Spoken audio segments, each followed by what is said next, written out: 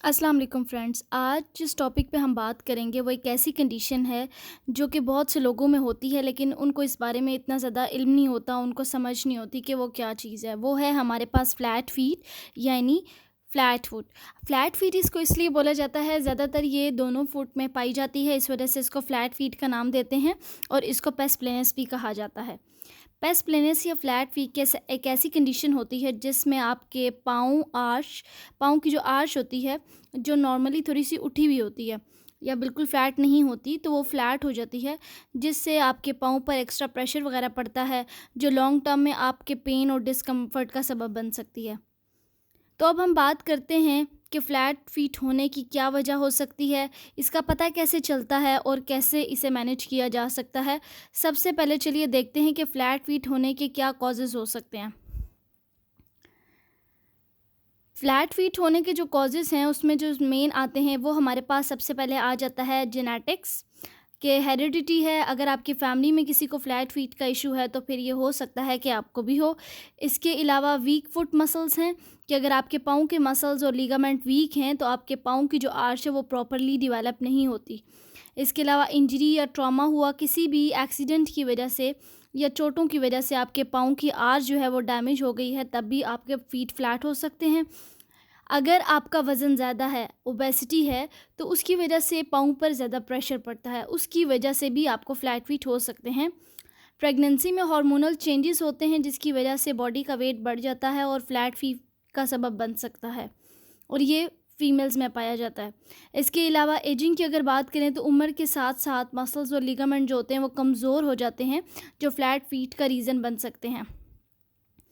इसके अलावा अगर देखा जाए कि हमें पेशेंट क्या कंप्लेन करेगा या इस कंडीशन के क्या कैसे सिम्टम्स हैं, तो सबसे पहले आ जाता है कि पेन होती है हमारे फीट में, हमारे लेग्स में, हमारी बैक में। अगर आपको पाँव में या फिर टांगों में या फिर कमर में दर्द है तो हो सकता है कि आपके फीट फ्लैट हों, जिसकी वजह से आपको पेन है। इसके अलावा फुट के अंदर स्वेलिंग भी हो सकती है, ख़ास तौर पर आर्च के नीचे, जो पाँव की मिड लाइन पर आर्च बनती है उसके नीचे स्वेलिंग होगी। इसके अलावा inability to stand up on a tip toes, मतलब कि आप टिप टोज़ पर अपने पाँव की जो आगे पंजे होते हैं उस पर खड़े होने मुश्किल महसूस करेंगे। इसके अलावा पाँव जल्दी थक जाएंगे या आपको ऐसा लगेगा कि प्रॉपर पाँव को सपोर्ट नहीं मिल रहा। ये सब चीज़ें ऐसी हैं जो पेशेंट फ़ील करता है कि उसको ये सब महसूस हो रहा है, फिर वो कंप्लेन करता है कि मुझे आया ये कंडीशन है, तो क्या मेरे पाँव में कोई मसला है या नहीं है। नेक्स्ट आ जाता है ट्रीटमेंट की। अगर बात करें तो ट्रीटमेंट हमारे पास डिफरेंट तरह के हैं। अब बात करते हैं कि अगर आपको फ्लैट फीट है तो उसे कैसे मैनेज किया जा सकता है। सबसे पहले ये ज़रूरी है कि आपका प्रॉपर ट्रीटमेंट किया जाए, जिसमें हमारे पास सबसे पहले मेन आ जाता है शू इंसर्ट, या फिर आप ऑर्थोटिक इंसोल्स बोलते हैं। वो पाँव के जो तलवे होते हैं उनको, उनके अंदर प्रॉपर आर्च डेवलप करवाई जाती है ऑर्थोटिक्स के ज़रिए, और फिर उसको आपके फुट के अंदर रखा जाता है। नेक्स्ट आ जाता है फुटवियर रिकमेंडेशन। आपको ऐसे शूज़ पहनने चाहिए जो आपके पाँव को अच्छा सपोर्ट दें। फ्लैट शूज़ या हाई हील से बचना चाहिए। इसके अलावा फिजियोथेरेपी रिलेटेड अगर ट्रीटमेंट देखी जाए तो उसमें कुछ स्पेसिफिक एक्सरसाइजेस करवाई जाती हैं जो पाँव के मसल को स्ट्रेंथन करती हैं और स्पोर्ट में भी हेल्प करती हैं, जिसमें हम डिफरेंट एक्सरसाइजेस पढ़ते हैं। टो टैपिंग, मतलब अपने टोस को ऊपर और नीचे करना। इसके अलावा आर्च को ऊपर की तरफ और नीचे उठाना, रिलैक्स करना।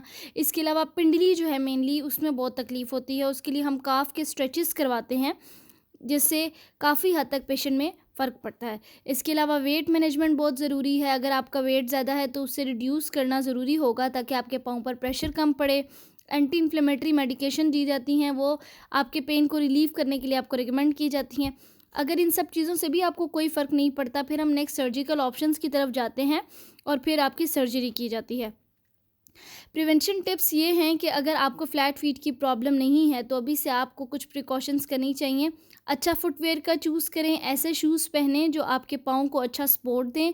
फुट एक्सरसाइज करें रेगुलर बेसिस पे, अपनी रूटीन का इसको हिस्सा बना लें। अपने वेट को मेंटेन करके रखें, अपना वेट नॉर्मल रखें ताकि आपके पाँव पर एक्स्ट्रा प्रेशर ना पड़े।